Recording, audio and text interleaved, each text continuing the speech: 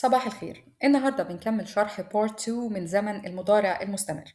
Part 1 كنا اتكلمنا فيه عن ازاي نقدر نعمل جملة مثبتة، جملة منفية، yes no question، وازاي نقدر نعمل سؤال باستخدام ال question word. كمان اتكلمنا فيه عن ال keywords اللي هي الكلمات الدالة على زمن المضارع المستمر. اتكلمنا كمان عن امتى بنستخدم زمن المضارع المستمر، وقلنا احنا بنستخدمه يا اما عشان نعبر عن حاجة بتحصل دلوقتي وقت الكلام شفتها او انا بعملها I'm playing football now على سبيل المثال، او حاجة مؤقتة بتحصل في الفترة الحالية she is studying English this week، ده خلال اسبوع هي بتذاكر، لسه ما خلصتش المذاكرة لكن الفترة دي ليها بداية ونهاية.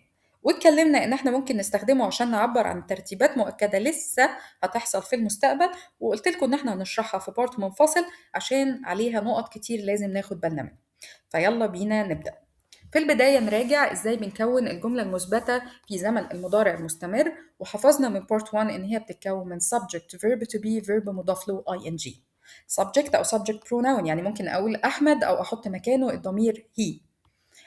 لكن الفيرب اللي بيعرفني الفرق بين استخدام المضارع المستمر كمضارع مستمر وإني أستخدمه كزمن بعبر بيه عن زمن المستقبل هو الفعل يذهب أو go. في الجملة الأولى لقينا I am going to school. I am going to school. الجملة تركيبها عادي جدا subject ثم verb to be تصريفه am ثم go اضاف لها ing و to school، فجت الجملة I'm going to school معناها أنا ذاهب إلى المدرسة. أنا ذاهب إلى المدرسة جملة مفهومة وطبيعية جدا. الفرق فين؟ لما أقول لك الجملة التانية I'm going to watch TV. I'm going to watch TV. ما ينفعش يا أولاد نيجي نفهم معنى الجملة دي بإن هي أنا ذاهب، أنا رايح أتفرج على التلفزيون. في الوقت ده بيبقى مصطلح going to بيجي بمعنى سوف، اللي بنقول عليه بالعامية زي هنام. أنا هنام، أنا هلعب، أنا هاكل، حاجة لسه هتحصل. فبالتالي going to هنا بتيجي بمعنى سوف، وبالتالي بستخدمها عشان أعبر عن المستقبل. هل تركيب الجملة بيختلف أما بستخدم going to للتعبير عن المستقبل؟ اختلاف بسيط جدا. لسه السبجكت زي ما هو، لسه verb to be زي ما هي، go اتضاف لها ing فهي جاهزة going عندي، لكن الاختلاف هو to والمصدر. يبقى subject verb to be going to والمصدر. تاني subject verb to be going to والمصدر. يلا بينا نطبق. I'm going to travel to Japan next week.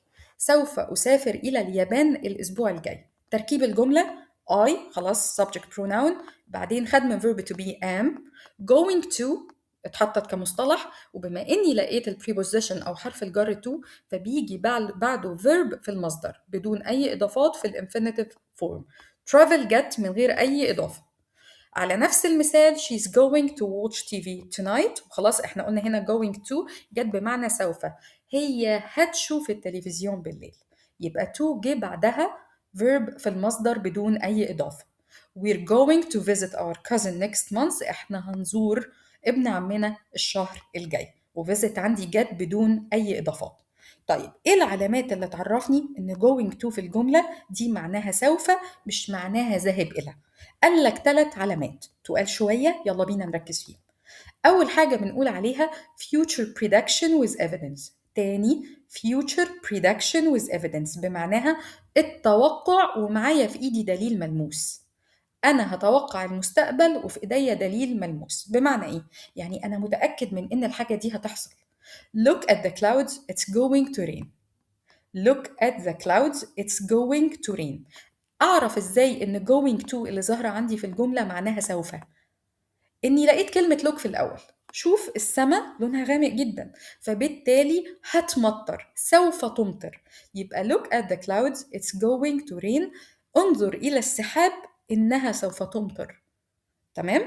She looks tired. أنا شفتها بعيني شكلها مرهق، فبالتالي she's going to sleep early، وهنا going to معناها سوف تذهب للنوم مبكرا. She's going to sleep early. تالت مثال he's driving too fast، هو بيسوق بسرعة جدا، وبالتالي هو مش رايح يعمل حادثة، لا هو هيعمل حادثة. going to هنا جت بمعنى سوف مش ذاهب إلى. طب هل عندي كلمات مساعدة تفهمني إن هنا المضارع البسيط مش سوري المضارع المستمر معناه سوف مش going to بمعنى يذهب إلى. قال لي أيوة، عندي look listen be careful. look بص، listen اسمع، وبنقول عليها بالمختصر something you can see or hear، شيء انت تقدر تشوفه او تسمعه بودانك. او كلمة be careful حد بيحذرك من حاجة، يبقى كده حاجة هتحصل، هتحصل، سوف تحدث. فهمت؟ تمام. نيجي لتاني جملة، هي future plan. future plan من اسمها خطة متقررة، أنا عندي خطط مستقبلية ناوي أعملها. I'm going to study English tonight. أنا مش رايح أذاكر الإنجليش بالليل، لأ أنا هذاكر الإنجليش بالليل. She's going to start a new job next week. هتبدأ شغل جديد الأسبوع الجاي. أو we are going to visit our cousins tomorrow. هنروح نزور أبناء عمنا بكرة. طيب هل عندي علامة؟ أيوة، قال لي فيه tomorrow, tonight, next week, this weekend. لقيت العلامات دي، قال لك خلاص حاجة هتحصل لسه بكرة، حاجة لسه هتحصل بالليل، الأسبوع الجاي، آخر الأسبوع. فبالتالي دي خطة متكررة قبل وقت الكلام. تالت حاجة، حاجة اسمها future intentions، نية أو هدف أنت ناوي تعمله. لسه نويت في دماغك، خلاص أنت خططت. I'm going to lose weight. أنا هخس، سوف أخسر وزن. He's going to learn English.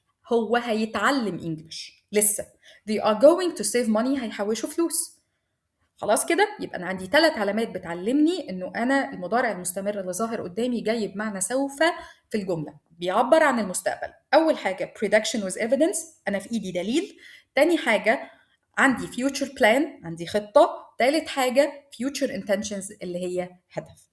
نيجي بقى لأسهل جزء، وإحنا خلاص شرحناه الجزء الأولاني وشرحناه في أول السيشن دي، هو إزاي أعمل الجملة في الأفيرماتيف فورم عشان أعبر عن المستقبل. قلنا خلاص subject أو subject pronoun اللي عندي verb to be going to والمصدر. I'm going to study هنا هنلاحظ جت في الانفينيتيف بدون أي إضافة. She's going to travel to Alexandria. They are going to play football next week. كل الأفعال اللي عندي جت في المصدر، وgoing to فضلت ثابتة. طيب لو انا عايزه انفي، خلاص احنا لقينا verb to be يبقى النفي بنوت. طيب يا اولاد نوت مكانها فين؟ بعد الverb to be. يبقى I'm not going to study math. She's not going to travel to Cairo. They are not going to play football next week. مفيش اي اختلاف على الجمله في النفي غير في not. الافعال موجوده زي ما هي. not لا تؤثر على الافعال في المضارع المستمر. study بتيجي بعد to في المصدر. going زي ما هي ما بتتغيرش. طيب اليس نو كويستشن، اتفقنا القاعده اللي بتمشي في اليس نو كويستشن في اي مكان لقيت يس نو كويستشن يبقى بدا بفعل مساعد. الفعل المساعد اوريدي موجود عندي هنا verb to be، فهنبدا بام او is او are ثم السبجكت ثم going to والمصدر بدون اي تغيير. يبقى are you going to study math؟ yes I am او no I'm not.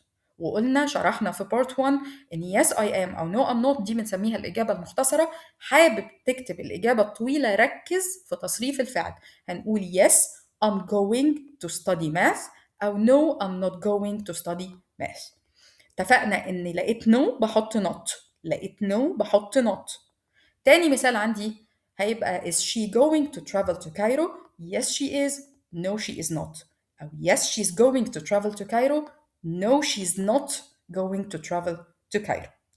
خلاصة الموضوع بمنتهى السهولة، امتى استخدم المضارع المستمر عشان أعبر عن المستقبل؟ شايف دليل؟ إذا هنستخدم going to بمعنى سوف. خطة جاهزة في دماغك؟ إذا هنستخدم going to بمعنى سوف. نية في دماغك؟ إذا going to بمعنى سوف. كده نبقى خلصنا شرح المضارع المستمر بشكل كامل. أتمنى تكونوا فهمتوه. شكرا ليكم لو وصلتوا لغاية النقطة دي على المتابعة. أتمنى تتابعوا القناة بتاعي فولو سبسكرايب وشير علشان يوصلكم كل جديد، فيديوز أكتر إن شاء الله تساعدكم في فهم الإنجليش بشكل أفضل. ألف شكر.